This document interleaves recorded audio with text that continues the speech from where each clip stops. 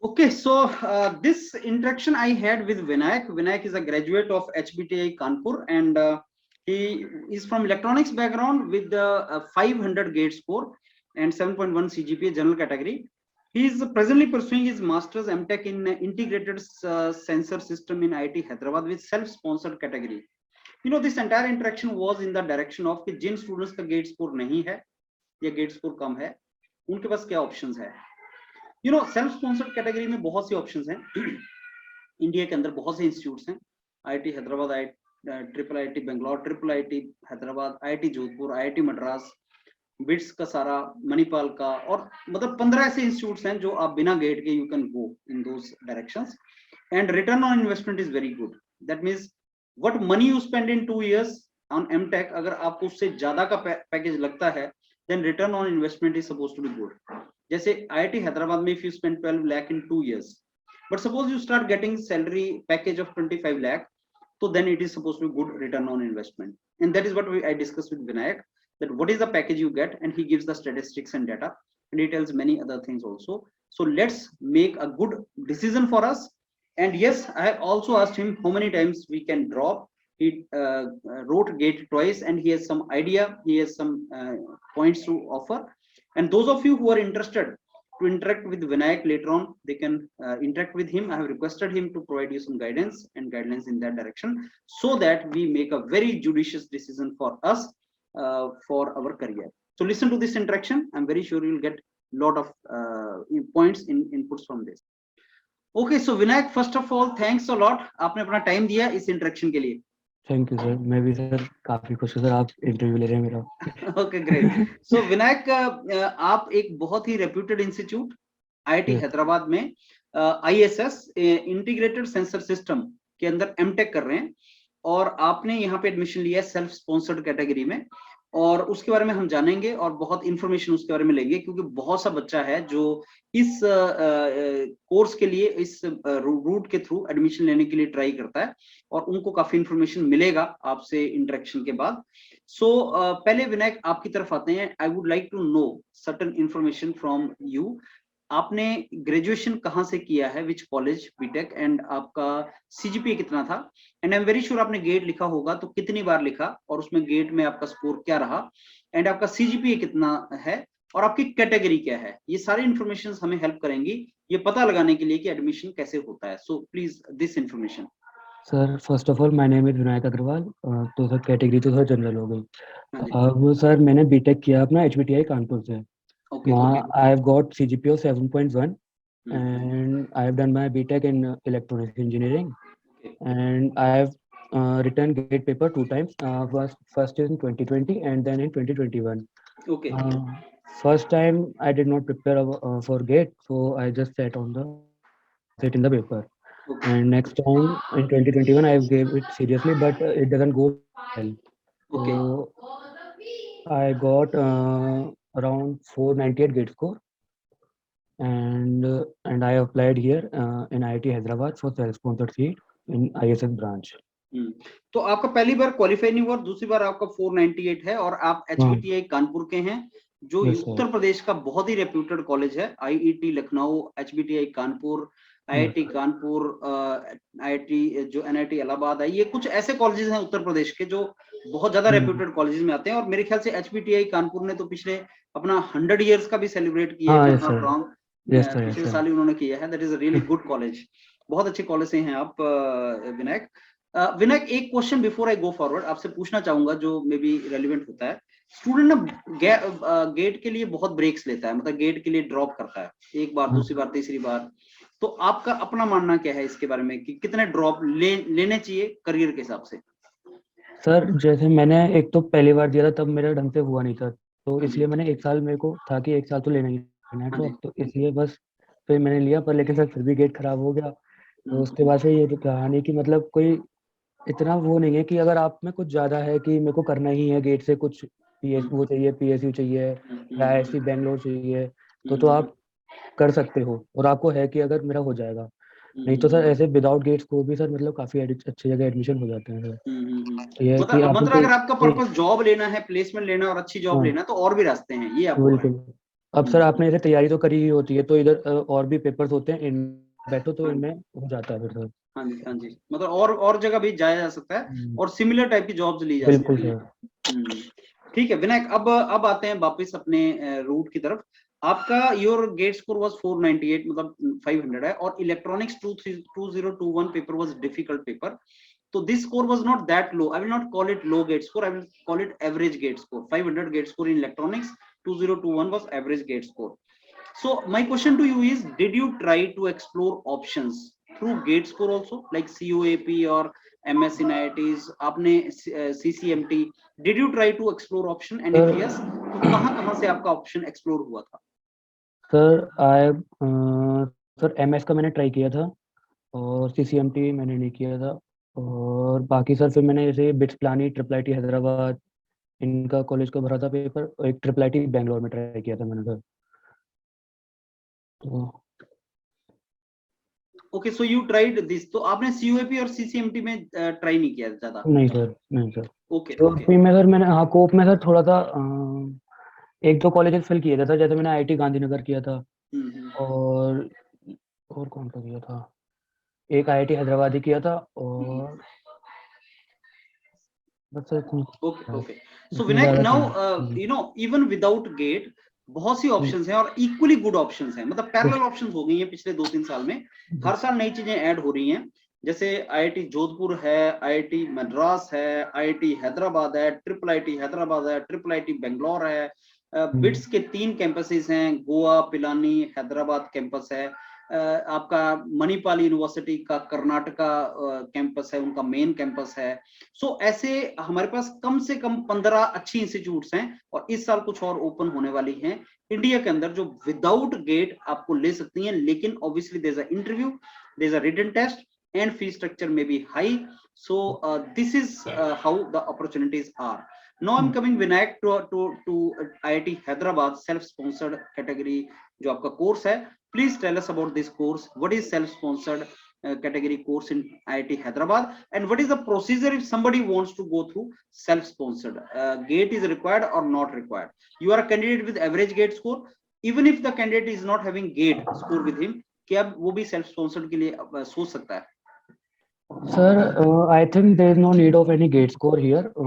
In self-sponsored category, we have to apply it through their website, and they'll call us according to our marks or CGPA, and so according to our marks, and they will call, and we have test and interview, and then we were shortlisted according to the So there was a interview. written test also, right?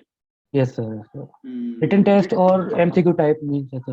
जो test होता था और interview हुआ, and then you could get into Yes, that. yes, sir. So Vinayak, इसमें MTech, अब आप MTech कर रहे हैं इंटीग्रेटेड सेंसर सिस्टम में, do you have any idea about MS also? MS भी होता है या एमटेक ही होता है सेल्फ स्पॉन्सर्ड में? Sir, self sponsored का MS sir, I don't have you don't clear have idea. Idea. अच्छा, you are from electronics background, तो मेरे को विनायक ये बताइए, इलेक्ट्रॉनिक्स वाले स्टूडेंट्स को और कौन-कौन सी ऑप्शंस हैं आईआईटी हैदराबाद के अंदर? सर VLSI है, और ये ISS है, और ये स्मार्ट मोबिलिटी। अच्छा, वो भी है। हाँ सर, इसमें काफ़ी अच्छा पैकेजेस वगैरह हैं, और स्मार्ट मोबिलिटी। तो मेन तो दीज 3 ऑप्शंस आर देयर, और बाकी आप अगर मतलब अपने हिसाब से डिजाइन कर सकते हो आप अपना ब्रांच, जैसे अगर आपको रोबोटिक्स वगैरह में जाना है, तो ऐसे इलेक्टिव वगैरह सब्जेक्ट जैसे रहते हैं, तो आप अपने, ले सकते हैं। हाँ अपने हिसाब से आप दे सकते हैं, और अपने हिसाब से आप अपनी ब्रांच को कन्वर्ट कर सकते हैं जैसा आप चाहते हैं। अच्छा विनायक, अब मेरे को आईएसएस के बारे में बताओ, इंटीग्रेटेड सेंसर सिस्टम। ये इंटरडिसिप्लिनरी डिपार्टमेंट है, कौन कौन सी ब्रांच के स्टूडेंट इसमें ज्वाइन कर सकते हैं, और ये है क्या? What is this all about? Sir, this branch is related, mainly related to the VLSI. We will sit in VLSI companies placements, and here the subjects are also similar to them. And here in this branch we have 3 types of students: mechanical, electronics, or electrical. And we have same subjects. And here in this branch, we are aiming to design a sensor, and they give us a project in which we have from second year we have to work on this project only, and we don't have to study or something. And mainly here research focus थोड़ा ज़्यादा है, I think that. तो उसमें हमें project पे ज़्यादा काम करना पड़ता है बस। आपने वीएलएसआई की बात की, तो मैकेनिकल वाला वीएलएसआई कैसे करेगा? उसने तो कभी नहीं पढ़ा वीएलएसआई। सर पढ़ा नहीं पर, लेकिन सर यहाँ पे कर रखा है इन लोगों ने। अब ये मुश्किल अब तो नहीं थोड़ा आता सा मैकेनिकल वाले को कि सर भाग जाए? मुश्किल नहीं है सर, है हमारे साथ 5 बच्चे हैं सर। वो हम्म, सही है, उनका सही चल रहा है, ठीक है। थोड़ा बहुत अच्छा, तो मैंने करना कुछ पड़ता है। कुछ ब्रांचेस हैं जैसे मैकेनिकल में होती हैं, ऑटोमेशन होता है, फिर आपका रोबोटिक्स होता है, मैकाट्रॉनिक्स होता है।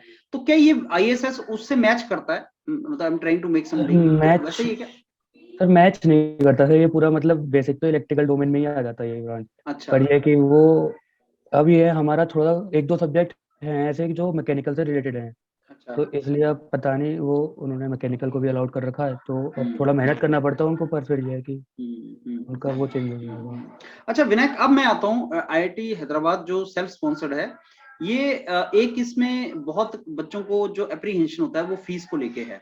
सेल्फ हम्म, स्पॉन्सर्ड कैटेगरी है और फीस स्ट्रक्चर ज्यादा है इसमें। हम्म, फीस स्ट्रक्चर कभी भी प्रॉब्लम नहीं होता अगर रिटर्न ऑन इन्वेस्टमेंट है। अगर आपका प्लेसमेंट वापस आ रहा है, मतलब जितनी तुमने 2 साल में फीस दी उससे ज्यादा अगर तुम्हारी प्लेसमेंट लग रही है, तो आपको माना जाता है कि साहब ये अच्छा कोर्स है, रिटर्न ऑन इन्वेस्टमेंट अच्छी है। मैं दोबारा रिपीट कर रहा हूँ कि जो 2 साल में तुमने पूरा पैसा खर्चा किया हॉस्टल का सब मिला के, अगर उससे ज्यादा की तुम्हारी पैकेज लग जा रहा है, मतलब तुम्हें सैलरी लग रही है, तो उसका रिटर्न ऑन इन्वेस्टमेंट अच्छा माना जाता है। यही बिल्कुल। थंब रूल हम नेटी के लिए यूज करते हैं, यही थंब रूल हम बाकी जगह के लिए यूज करते हैं। इवन फॉरेन यूनिवर्सिटीज के लिए भी हम लोग यही थंब रूल यूज करके आगे चलते हैं। तो वो ये समझदारी वाली बात मानी जाती है कि साहब मैंने जो रिस्क लिया वो वर्थ है।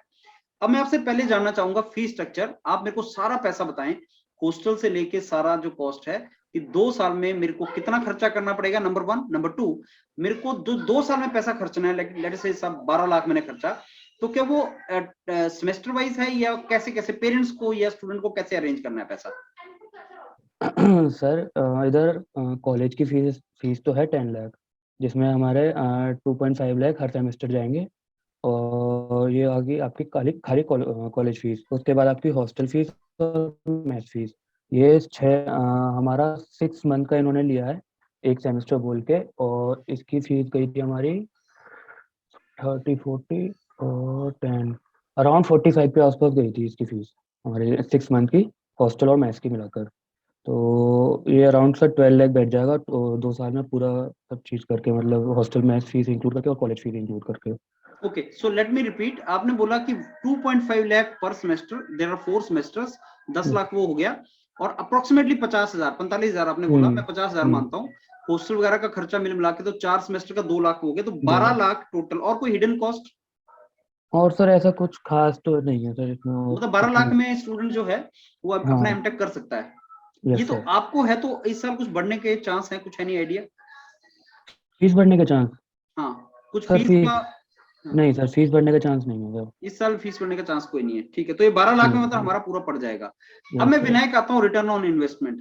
12 लाख मैंने ओके। खर्च दिए, तो सब पैकेज वगैरह सैलरी वगैरह कितनी लगती है, कितने बच्चों का प्लेसमेंट हो जाता है, और कितने की मिनिमम से स्टार्ट करते हैं, और एवरेज मिनिमम मीडियम जो भी है वो थोड़ा बताएं, पैकेज कैसे लग सकता है?